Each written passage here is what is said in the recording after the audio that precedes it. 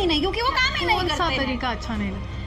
देखिए तरीका मतलब मैं बोल रही हूँ ना, वो काम ही नहीं करते तो तरीका क्या अच्छा पाकिस्तान को लगेगा? घेरना अच्छा नहीं लगता?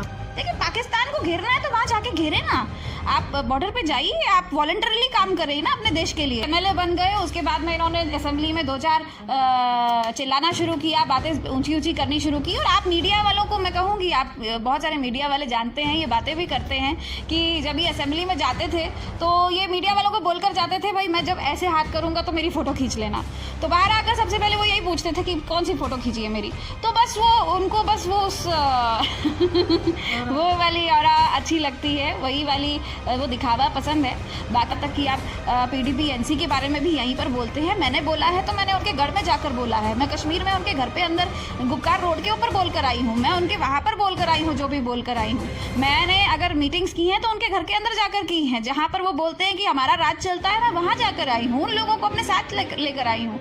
आज तक इन्होंने कभी मीटिंग की होगी, आप बताइए, 10-12 लोगों को वो डेस्क पे बिठाते हैं, जैसे ही वीडियो कैमरा उनकी तरफ करते हैं तो वो अपना मुंह छुपा लेते हैं। वाई? क्योंकि वो लोग पैसे देकर लाए गए होते हैं, बस ऐसे ही उठा कर जबरदस्ती। यानी भाजपा पैसे देकर लोगों भाजपा नहीं, मैं भाजपा की फिर से बोल रही हूँ, भाजपा की ऐसी कोई नीति नहीं है। इन भाजपा को भी गुमराह किया जा रहा है। जो भी आज तक वहाँ के वर्कर्स जो भी होंगे, मैं आप खुद देख लीजिए ना, आप वीडियोस देखिएगा कभी, आपको खुद पता चल जाएगा वहाँ पर कौन। ज्यादातर वो वीडियोस भाजपा की होते हैं। नहीं, भाजपा की मैं चेहरा तो वहीं से छुपा है। देखिए भाजपा, मैं फिर कहूंगी कि पार्टी की बात नहीं आप कर सकते। पार्टी में जो इस तरह के जो वर्कर्स हैं जो अपनी पार्टी को गुमराह कर रहे हैं, मैं फिर आज कहूंगी कि रविंद्र रैना जी को मैं कहूंगी कि उनकी प्रॉब्लम ये है कि वो कहते हैं कि मैं पार्टी ऑफिस नहीं आती, इसलिए मैं पार्टी में नहीं हूँ अब। तो मैं ये भी कह दूं कि जब तक वो अध्यक्ष हैं हमारे जम्मू कश्मीर के, मैं उस पार्टी ऑफिस में नहीं जाऊंगी। और जब रविंद्र रैना जी कहते हैं कि जब मुझे लगेगा मैं 4G तब ऑन करूंगा, पार्टी ऑफिस में किसी ने उनका इंटरव्यू लिया था। और मैं ये भी बता दूं कि इनकी खुद की जो मैं कहूँगी कि नाकाबिलियत, मैं कहूँगी कि इनको अपनी काबिलियत पे खुद ही शक है, इस वजह से इन्होंने आज तक 4G जम्मू कश्मीर में ऑन नहीं होने दी। जब जम्मू कश्मीर के हालातों की बात आती है तो एक नेता जो है काफ़ी मुखर रहती हैं और कहीं ना कहीं कटघरे में रखती हैं, चाहे वो भाजपा हो, नेशनल कॉन्फ्रेंस हो, पीडीपी हो, कांग्रेस हो, क्योंकि एक नेता का यही दायित्व है कि वो जनता से जुड़े मुद्दों पर, सवालों पर जवाब दे और वो जवाब जो है जनता वो सुने। उसके बाद कहीं ना कहीं ये समीकरण बने कि किस तरह से यहाँ पर सियासत बहुत ज़्यादा होती है और ज़मीनी स्तर पर काम बहुत कम होता है। अब यहाँ पर एक नेता की बात आ रही है और अदिति जी मेरे साथ हैं। सवाल ये है कि भाजपा पर सवाल उठाने वाली अदिति शर्मा क्या भाजपा से ताल्लुक़ रखती हैं या भाजपा से अलग हो चुकी? क्योंकि प्रदेश अध्यक्ष ने स्पष्ट रूप से ये कह दिया है कि वो भाजपा में अभी कोई भी पद जो है उनको नहीं मिला है, कोई दायित्व नहीं है, कोई जिम्मेदारी नहीं है। तो अहम सवाल ये है कि जब आप भाजपा को कटघरे में रख रही हैं, जम्मू कश्मीर की भाजपा को, क्योंकि विकास का नारा वही बुलंद करते थे, तो क्या आप आज भी भाजपा का एक हिस्सा हैं या नहीं हैं? तो क्या लगता है अदिति जी कि आप एक हिस्सा हैं या कटघरे के रखने के लिए या फिर हम कहें सियासत करने के लिए आप एक काम कर रही हैं? देखिए बिल्कुल, मैं भाजपा में ही हूँ। मैंने भाजपा आज तक जब से ज्वाइन की है 2014 से लेकर आज तक मैं यहीं पर हूँ। और बिल्कुल मुझे जो गलत लगते हैं मैं उनके बारे में बोलती हूँ, चाहे वो मेरी पार्टी के हों चाहे कोई और हो। और हमारी पार्टी में कुछ ऐसे नेता हैं, कुछ ऐसे लोग हैं जो इस वक्त जिम्मेदार हैं जम्मू कश्मीर में जो भी कुछ हो रहा है। आप देखिए आज भाजपा का नाम कहाँ पहुँच गया है। जहाँ आज 2014 में हम जैसा नाम लेते थे, या 2019 में भी जब हम इलेक्शंस हुई थी, एमपी इलेक्शंस हुई थी लोकसभा की, तो आज देखिए आज क्या हाल। किसी एक इंसान के कहने पर पार्टी में, पूरी पार्टी में, हमारे जम्मू कश्मीर में कोई एक आदमी कुछ कहता है तो उसके कहने से ना पार्टी बंद हो जाएगी ना पार्टी कहीं जाएगी। कुछ नहीं होने वाला पार्टी का। पार्टी किसी की प्रॉपर्टी नहीं है, पर्सनल प्रॉपर्टी नहीं है। लेकिन ये हम सब के काम करने की वजह से पार्टी एक खड़ी होती है। तो किसी एक इंसान के बोलने से, कुछ भी बोलने से कोई फ़र्क नहीं पड़ता। देखिए मैं आपको बता दूं, जिसने ये बात कही है आपको ये बात आप लीजिए, कोई बात। बिल्कुल मैं बात कहूँगी कि रविंद्र रैना जी जो एक इंटरनेशनल लीडर भी हैं और उन्हें बहुत मुझे अच्छी लगती है उनकी लीडरशिप। और मैं इतना ही कहूँगी कि उन्होंने अगर कहा कि वो अपना तरीका करती हैं तो बिल्कुल मैं करती हूँ, अपने तरीके से काम करती हूँ। मैं जब से आई हूँ मैं अपने तरीके से काम करती हूँ, आगे भी करूँगी। और मुझे उनका तरीका काम करने का अच्छा लगता ही नहीं, क्योंकि वो काम ही नहीं करते। कौन सा तरीका अच्छा नहीं लगता? देखिए तरीका, मतलब मैं बोल रही हूँ ना, वो काम ही नहीं करते तो तरीका क्या अच्छा पाकिस्तान को लगेगा? घेरना अच्छा नहीं लगता? देखिए पाकिस्तान को घेरना है तो वहाँ जाके घेरे ना, आप बॉर्डर पे जाइए, आप वॉलंटरली काम करिए ना अपने देश के लिए, वो कर सकते हैं। लेकिन अगर आपको कोई कदम उठाना है, आप यहाँ पर अपने कमरे में बैठकर जम्मू में किसी एक सिक्योर्ड एरिया में जा बैठकर आप पाकिस्तान को जो भी बोलते हैं आप, यहाँ तक कि आप PDP NC के बारे में भी यहीं पर बोलते हैं। मैंने बोला है तो मैंने उनके गढ़ में जाकर बोला है, मैं कश्मीर में उनके घर पे अंदर गुपकार रोड के ऊपर बोल कर आई हूँ, मैं उनके वहाँ पर बोल कर आई हूँ जो भी बोल कर आई हूँ। मैंने अगर मीटिंग्स की हैं तो उनके घर के अंदर जाकर की हैं, जहाँ पर वो बोलते हैं कि हमारा राज चलता है, मैं वहां जाकर आई हूँ, उन लोगों को अपने साथ लेकर आई हूँ। आज तक इन्होंने कभी मीटिंग की होगी, आप बताइए? 10-12 लोगों को वो डेस्क पे बिठाते हैं, जैसे ही वीडियो कैमरा उनकी तरफ करते हैं तो वो अपना मुंह छुपा लेते हैं। वाई? क्योंकि वो लोग पैसे देकर लाए गए होते हैं, बस ऐसे ही उठा कर जबरदस्ती यानी भाजपा पैसे देकर लोगों को भाजपा नहीं, मैं भाजपा की फिर से बोल रही हूँ, भाजपा की ऐसी कोई नीति नहीं है। इन भाजपा को भी गुमराह किया जा रहा है। कौन लाता है? जो भी आज तक वहाँ के वर्कर्स जो भी होंगे, मैं आप खुद देख लीजिए ना, आप वीडियोस देखिएगा कभी, आपको खुद पता चल जाएगा वहाँ पर कौन। ज्यादातर वो वीडियोस भाजपा की होते हैं। नहीं, भाजपा की मैं चेहरा तो वहीं से छुपाया जाए। देखिए भाजपा, मैं फिर कहूंगी कि पार्टी की बात नहीं आप कर सकते। पार्टी में जो इस तरह के जो वर्कर्स हैं जो अपनी पार्टी को गुमराह कर रहे हैं, मैं फिर आज कहूंगी कि रविंद्र रैना जी को मैं कहूंगी कि उनकी प्रॉब्लम ये है कि वो कहते हैं कि मैं पार्टी ऑफिस नहीं आती, इसलिए मैं पार्टी में नहीं हूँ अब। तो मैं ये भी कह दूँ कि जब तक वो अध्यक्ष हैं हमारे जम्मू कश्मीर के, मैं उस पार्टी ऑफिस में नहीं जाऊँगी। और ये बात मैं मुझे कहने के लिए मुझे लगता है मुझे बोलनी नहीं चाहिए थी, लेकिन फिलहाल अध्यक्ष साहब अपनी कुर्सी संभाल लें, यही बहुत बड़ी बात है। मेरी चिंता छोड़ दें, वो अपनी चिंता करें, क्योंकि जम्मू कश्मीर की चिंता तो उनसे हो नहीं रही। बाकी और ये जब तक ये पार्टी में रहेंगे, मुझे लगता है पार्टी बिखर जाएगी, क्योंकि आज हमारे जो कार्यकर्ता हैं, कोई भी ऐसा कार्यकर्ता नहीं है जम्मू कश्मीर का जो खुश है। हमारी पार्टी का जो वर्कर है, कश्मीर का वर्कर है, वो खुश नहीं है। जम्मू के वर्कर्स हैं, वो खुश नहीं है। कौन खुश है? पार्टी को तो बिखेर के रख दिया है। आप बताइए, अध्यक्षता मैंने अगर देखी है, जो मैं जिसकी बात कर सकती हूँ, जुगल किशोर शर्मा जी जो आज हमारे MP साहब हैं, उनकी अध्यक्षता में मैंने देखा था 2014 में जब वो अध्यक्ष थे, तो उन्होंने पार्टी को जोड़ के रखा था। वो एक एक इंसान की वैल्यू करते थे। लेकिन इस इंसान को अगर आप देखा जाए तो अगर आपने इनके बिना कोई फंक्शन कर दिया तो आप सबसे बड़े इनके दुश्मन हैं।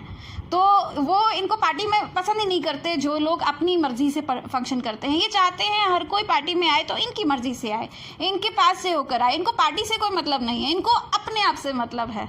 इनको सिर्फ रविंद्र रैना नाम से मतलब है कि ये नाम गूंजना चाहिए जम्मू कश्मीर में, जो होगा नहीं, जो कहीं पर दिखाई नहीं दे रहा। लेकिन कहते हैं ना, उस नाम से ही भाजपा की भी पहचान बन रही है। और आपने इंटरनेशनल लीडर की बात की, तो आप भी एक राष्ट्रीय स्तर की नेता हैं, किसानों की बात करती हैं जी। वो राष्ट्रीय स्तर की नेता इंटरनेशनल लीडर के साथ अगर मिलेगी तो क्या बातचीत होगी जम्मू कश्मीर? बिल्कुल नहीं। उनका और मेरा वो बहुत ऊंचे नेता हैं। देखिए, रविंद्र रैना जी बहुत बड़े नेता हैं, वो इंटरनेशनल नेता हैं। मैं सिर्फ नेशनल एग्जीक्यूटिव हूँ मैं सिर्फ राष्ट्रीय कार्यकारिणी की सदस्य हूँ।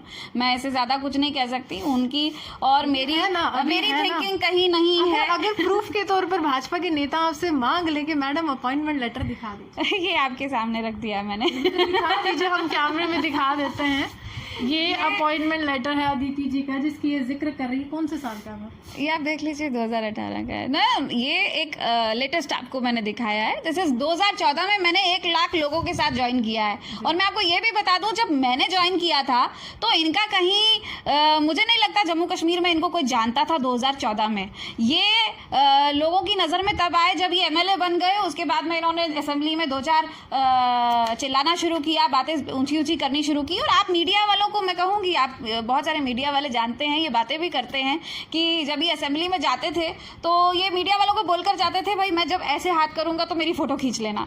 तो बाहर आकर सबसे पहले वो यही पूछते थे कि कौन सी फोटो खींची है मेरी। तो बस उनको वो उस वो वाली और अच्छी लगती है, वही वाली वो दिखावा पसंद है। बाकी मैं यही कहूँगी कि हमारे जो बाकी लीडर्स हैं, जो बाकी जम्मू कश्मीर के जो बड़े बड़े नेता हैं हमारे, उनको इनकी अध्यक्षता मंजूर होगी, मुझे नहीं है। और जब तक ये अध्यक्ष हैं, वहाँ पर स्टेट प्रेसिडेंट हैं, मैं पार्टी ऑफिस में नहीं जाऊँगी और मुझे इनकी ज़रूरत नहीं है। बाकी मेरे को पार्टी के लिए जो करना है वो मैं कहीं पर भी रहकर कर सकती हूँ। वो मैं चाहे केरला जाकर करूँ, चाहे कलकत्ता जाके करूँ, चाहे कहीं पर भी जाकर करूँ। रही बात मुझे पोस्ट की, तो पार्टी ने अगर मुझे पहले दिल्ली में दिया है तो आगे भी अगर उनको लगेगा कुछ मेरे को देने के लिए तो दिल्ली वो अपनी मर्जी से दे सकती है। मैं इनके पास कभी जाने वाली नहीं हूँ, क्योंकि आज मैं आपको एक और बात बताऊं कि आज जम्मू कश्मीर में सबसे ज़्यादा गुस्सा किस बात का है? 4G का। आप देखिए, जब भी हम कहीं जाते हैं, चाहे मैं कश्मीर भी गई या कहीं पर भी गई, या यूथ के सामने जब हम खड़े होते हैं तो हमें ठीक है, यूथ सपोर्ट्स मी करते हैं सपोर्ट, लेकिन उनका गुस्सा कहीं ना कहीं सामने आ ही जाता है। और 4G के ऊपर बहुत गुस्सा है उनको। और ये गुस्सा कैसे है? 4G आप जानते होंगे, पिछले साल कुछ देर पहले आपको वो क्लिप भी आपके पास होगी, जब रविंद्र रैना जी कहते हैं कि जब मुझे लगेगा मैं 4G तब ऑन करूंगा। पार्टी ऑफिस में किसी ने उनका इंटरव्यू लिया था। और मैं ये भी बता दूं कि इनकी खुद की जो मैं कहूँगी कि नाकाबिलियत, मैं कहूँगी कि इनको अपनी काबिलियत पे खुद ही शक है। इस वजह से इन्होंने आज तक 4G जम्मू कश्मीर में ऑन नहीं होने दिया, क्योंकि इन्हें लगता है कि 370 हट गया है और पूरे जम्मू कश्मीर में जो है हालात ख़राब हो जाएंगे। हालात ख़राब हो जाएंगे तो ये उन्हें रोक नहीं सकते, क्योंकि ये किसी को नहीं जानते। टू बी वेरी ट्रू, ये किसी को नहीं जानते।